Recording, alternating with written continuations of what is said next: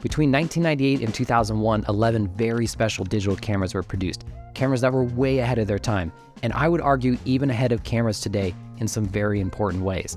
And I happen to have one of those cameras with me right now. This is the Minolta Damage EX1500, a very rare early digital camera that has some cool features. For one, it can split totally in half. The lens and sensor module can split away from the body and be controlled using an extension cable. That extension cable is way hard to find, so I don't have one right now. Let me know if you know where one is. But believe it or not, that's not what makes this camera so unique and special. There's another camera in this series of 11, the Kodak DC-290, that was featured prominently in Mission Impossible 2, but that is still not what makes these cameras special. All these cameras had one thing in common across all brands and models. They ran the same operating system, an operating system that allowed custom apps. Back in 1998, a relatively new software company called Flashpoint Technologies released a new type of camera operating system called DigitaOS. DigitaOS was designed to integrate with any camera across models and even brands. This common platform allowed first-party and third-party scripts to be written and uploaded to the cameras. Think of these like early apps. They allowed you to have custom control of the camera functions, image parameters, and automated post-processing workflow.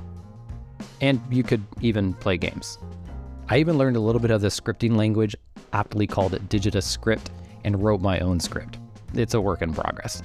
But this is really cool and crucial. This meant that if I had a Kodak camera, wrote my own cool script, that I could share it with you if you had a Pentax camera and it would work on your camera. Both those ideas of writing custom scripts and sharing them between camera brands and models is radical today even. But unfortunately, it was short-lived, and by 2001, DigitaOS was discontinued, with only 11 cameras ever being produced that used it. But the idea did not die. Around the same time in 2004, another little-known team was pitching a new type of camera operating system to investors in Japan. This new camera operating system would allow cloud backups, among other things, and was incredibly advanced for the time. But unfortunately, nobody bought into it, and the team had to pivot.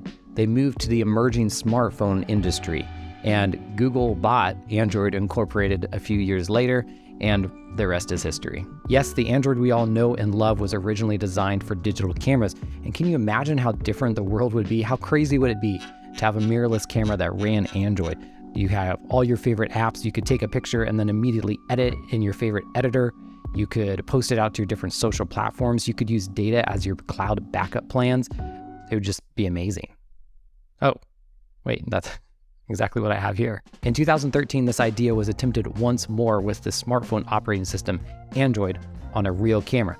I guess Android Incorporated back in 2004 didn't have such a bad idea after all. This is a Samsung Galaxy camera system. It started with fixed lens point-and-shoot cameras and culminated with this, the Samsung Galaxy NX, which has an APS-C size sensor, interchangeable lenses with the Samsung NX lens mount, and runs Android, like real Android.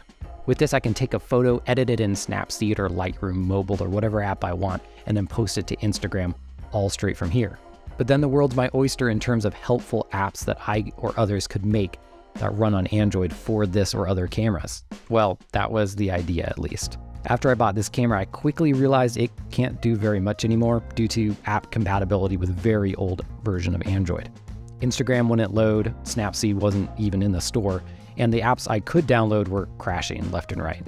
I have, however, got some editing apps to work and Google Photos for cloud backup over Wi-Fi. And let me tell you, it's a wild experience using full-fledged Android with a huge screen on a real camera that actually has a nice grip and a real lens. Like, as quirky as this camera looks, I didn't understand how exciting it would be to use it until I bought it for this video to show you all. But it's an interesting thought I hadn't considered before about software and compatibility issues. And maybe we don't want smart cameras after all. I mean, my smartphones, after a couple years, random things stop supporting them and then they're basically bricked and useless. It's such a waste of an electronic. So maybe that's the case for the dumb camera.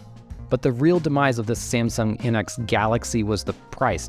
When it was released, it was $1,600 or $1,700 if you wanted a lens to go with it. And that was the end for this camera and the whole Samsung Galaxy series. Android cameras have been attempted once more in 2018 by a Chinese company, which released 2 cameras only in China, very limited. They used the Micro Four Thirds lens system. I tried to get one for this video. I thought it'd be so cool to show you all, but they are hard to find and very expensive, and I just don't have that kind of budget yet. So here we are, years later, and we still have proprietary camera software on every camera, with little to no third-party app options running on little old camera processors instead of full-fledged mobile processors. We have very few cameras on the market with fast internal storage, cellular data capabilities, and I just have to wonder, why? Why have we still not figured this out? Sure, DigitaOS wasn't professional enough, and the Samsung Galaxy series was weird looking and expensive, but surely we can innovate somewhere in the middle. We can take a normal camera with good ergonomics and regular controls, but integrate some of the smart features and customability that we enjoy with our smartphones. Hey, if you liked this video, then I think you'll really like this video I did on my Mamiya ZD. It's a super rare medium format camera that I somehow got my hands on. I have a really exciting project that I've been working on behind the scenes that I'm going to be coming out with more information on that in a video in the future, so be on the lookout for that. Until next time, happy snapping.